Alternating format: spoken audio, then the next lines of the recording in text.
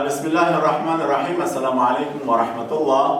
با امید از اینکه شاگردان نهایت عزیز ما یک دفعه دیگر باز خوب و سالم و صحتمند باشند و شما را به درس جدید دیگه تان خوش آمدید میگویم. خدا کنه که خوب یک توجه عمیقی را بکنین و گوش بکنین تا درس بخیر به صورت خوب و عالی‌ترش یاد بگیرین.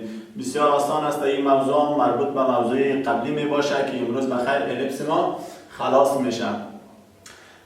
خب عنوان براتون نشته کردیم، میگم معادله آن الیپسی که معادلات الیپس قبلا شما خواندید. خب معادله بود که مرکزش در مبدا بود.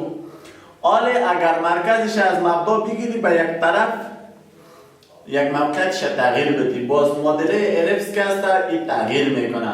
مثلا دوستان عزیز سعی کنیم ما یک الیپس اینجا براتون رسم بکنم.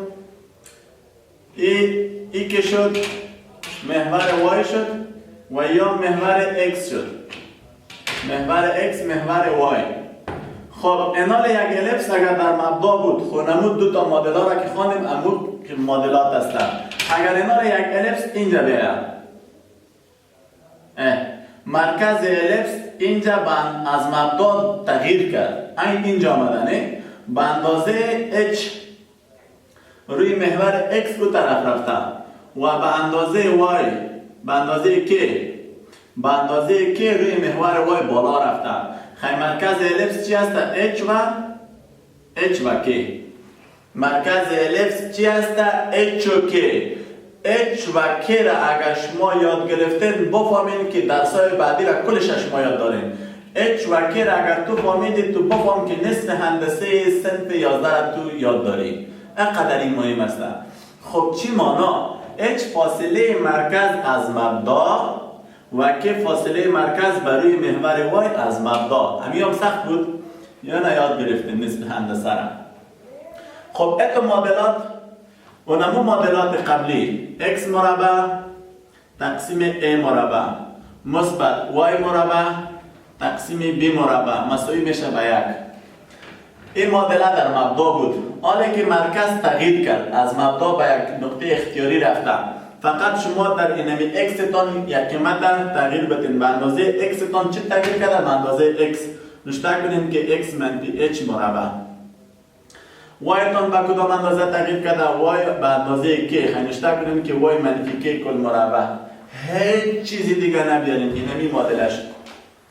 خود در این معادله اگر این ما بزرگ از بی باشه، اینمی به این شکل قرار داره، یعنی ازمی قطر کبیرش که هستن موازی یا محور تناظر ازمی الیپس که هستن موازی به محور x می باشه. موازی قبلا ما می گفتیم که یا قرار داره یا منطبق هست.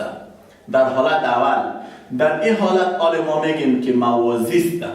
این محور x است، اینمی محور تناظر است یا قطر کبیر است. محور تناظر یا محور محراقی امرای محور x موازی نیستن، سیکو موازی هستن. اگر اینمی الیپس به اتو یک شکل قرار بگیره، باز اینمی اینجا محور تناظر ای میشه، باز اینمی محور تناظر کت y چی میشه؟ کت y ای موازی میشه. اما در اینجا باز محور کوچک است یا قطر کوچک است، این باز با محور x موازی میشه. باز این معادله از این چه قسم می باشه؟ معادله از این باز اتو می باشه که x منفی h اول y باید نشته بکنیم y منفی k کل مربع مساوی به a مربع مثبت x منفی h کل مربع مساوی به b مربع مساوی میشه به 1. a بزرگ است b. این معادله آن الیپس شد که محور محراقیش موازی به محور y باشه به این شکل و محور کوچکش یا قطر کوچکش موازی با محور x باشه. درست است؟ این شد. و اگر او حالت داشته باشه که موازی به محور x باشه، باز این معادله است. خب الان میایم یک سوال براتون در اینمی دو حالت حل میکنم تا که شما بتونین سوالات حل کرده. سوالات شما چی بکنین؟ حل کرده بتونین.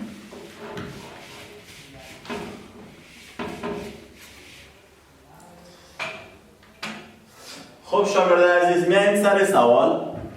سوال برای ما تو گفته میگه x منفی 3 کل مربع تقسیم اینجا نوشته میکنم 100 مثبت اینجا نوشته میکنم y مثبت 2 کل مربع تقسیم چند؟ تقسیم 64 مساوی میشه به 1.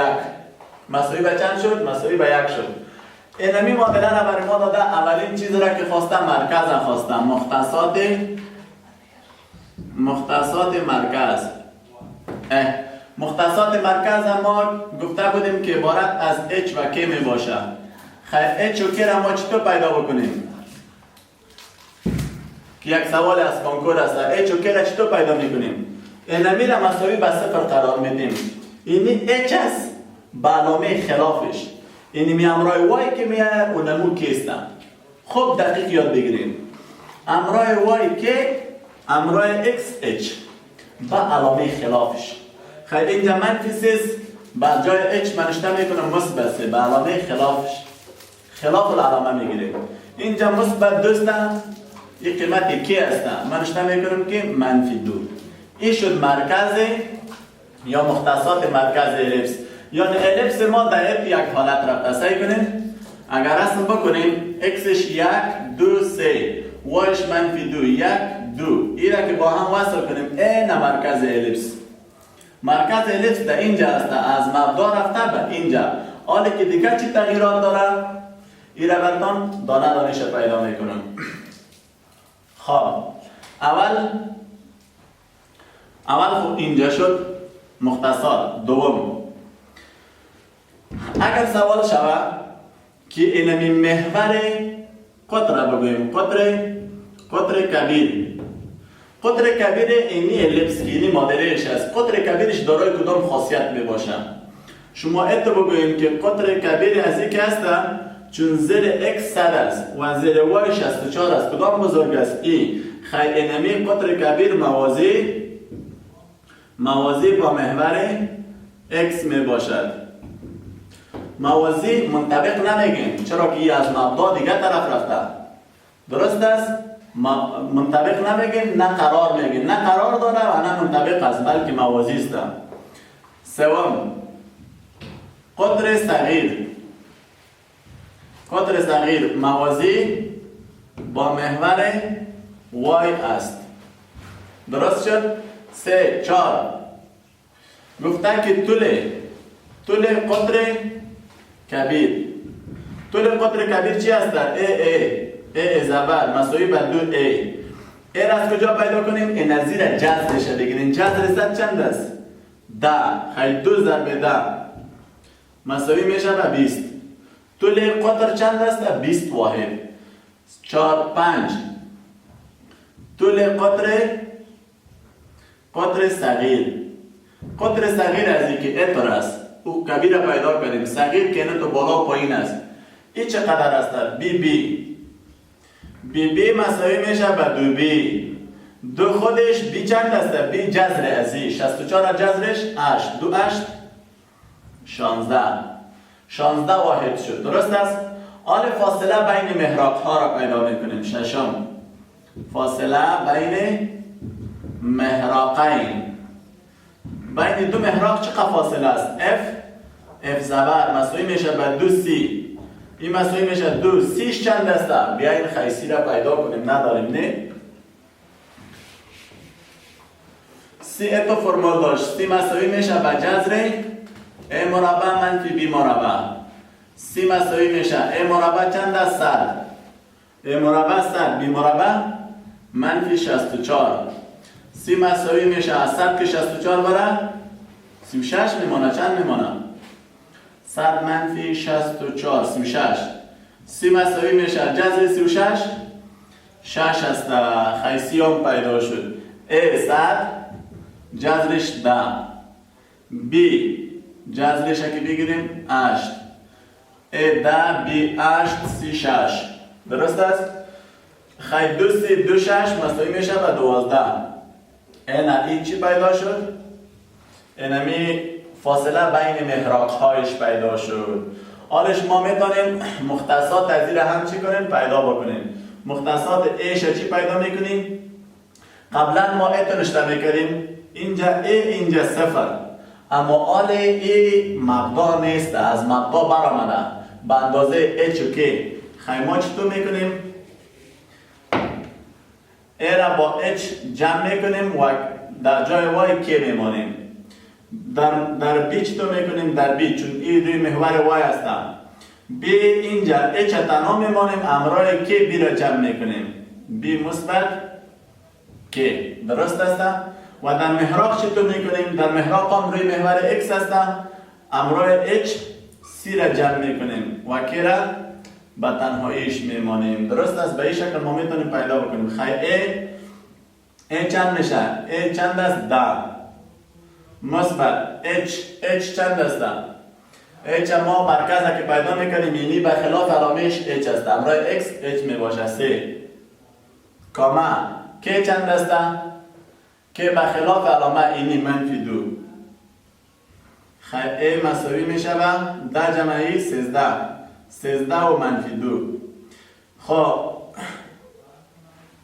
این ای شد. ای زبرش رو چطور پیدا میکنیم؟ ای زبرش امرای این نظمی ای چی میکنیم؟ منفی میکنیم. ای منفی h، ای منفی h و کی. خیلی این مساوی میشه ای 10 منفی h چند است؟ 3. سالی باش دیگه بلتان. خب تا اینجا ایره بگیریم، اینجا معلوم نمیشه از این با پایین ترش، ایره باز یک کمی بخش از ایره بلتان به اون طرف کار میکنم.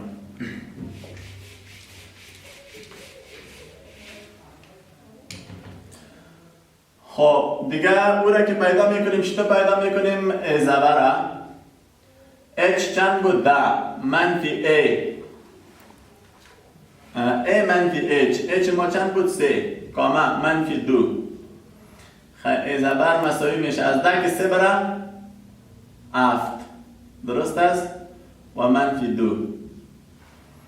این شد چی؟ این شد امو رست زبرش. دو رست دارمه، رست های طویل، یکی ایسته یکی هم زبر هستم. خب میایم سری بی را که پیدا میکنیم، چطور پیدا میکنیم؟ بی امرای اینجا نشته میکنیم تنها h چند است؟ 3. امرای کی؟ امرای بی که است کی را جمع میکنیم. بی ما چند است؟ 8 مثبت کی چند است؟ منفی 2. علامه مثبت ضرب منفی پس منفی میشه. خیلی بی ما مساوی میشه 3 از 8 که 2 کم شود 6. اینمی چی شد؟ ای بی شد. بی زبرش تو پیدا میکنیم. بی زبرش تو پیدا میکنیم. این خودش اونمو 3 تغییر نمیکنه. اینجا ای چی میشه؟ اونجا منفی کردیم، اینجا این علامه از یا منفی میاد. خب خیلی میشه منفی 8 و منفی 2 منفی 10. منفی چند؟ منفی 10. خب این چند شد؟ ای اف. این علامه از این که هست این منفی 7 میشه دوست عزیز. این 3 منفی 10 میشه منفی 7. منفی 7 و منفی چند؟ منفی 2. این چند شد؟ 3 و منفی 10. خب از این شما میتونین که دیگه بخیر تمامش پیدا بکنین. دیگرش هم اونم قسم هستن. اگر شما این را رسم بکنین دیگه چیزی نمونده، کل خصوصیاتش شما چی کردین؟ پیدا کردین. رسمش چطور میشه؟ این همه قسم یک پارابولا میشه. این محور y است، این محور x است. خب مرکزش در کجاست؟ مرکزش به x روی محور x به اندازه چند رفته بودیم؟ به اندازه 3 اینجا و اینجا به اندازه 2 اینجا مرکز است. خب مختصات بی زبرش پیدا کردیم. 3 و چند شد؟ 3 و 6. یعنی xش اونمو 3 است، خب yش به اندازه 6 بالاست. 1 2 3 4 5 6. اینجا بی شد. این دیگه اش که است به اندازه 3 و منفی 10. 1 2 3 4 5 6 7 8. اما تو پایین میایید اینجا هستن. خب و دیگه خصوصیات از او چند بوده؟ 13. 1 2 3 4 5 6 7 8 9 10 11 12 13. اینی قسمت میایم. اینجا و دیگهش که است این منفی 7 بودنه. این تا اینجا که است 1 2 3 4 5 6 7 اینم اینجا منفی 7 میشه. این نقطه میاد. خب این نقطه را ما با این نقطه نقسم وصل میکنیم. این نقطه را با ای وصل میکنیم، ای را با ای وصل میکنیم و ای را هم با ای. با این نقسم یگانه چی میشه؟ یک الیپس میاد. خب شما دقیق رسمش بکنید اینجا، چون یکی وقت کم است و یکی هم تختم یک ذره کوچکتر است، نمیشه کلش براتون واضح نشته کنم و حلش بکنم. درسا در وقت کم نمود یک درس زیاده که باز میدی با سرمان بیخی یک بوج یک فشار میاد، بیخی راه خود گم میکنیم. خب دوست عزیز، با امید از اینکه شما یاد گرفته باشید تا درس بعدی که خدمتتان حاضر میشم، شما را به خداوند متعال میسپارم. خوب و خوش و سالم باشید. خدا حافظ و نگهدار.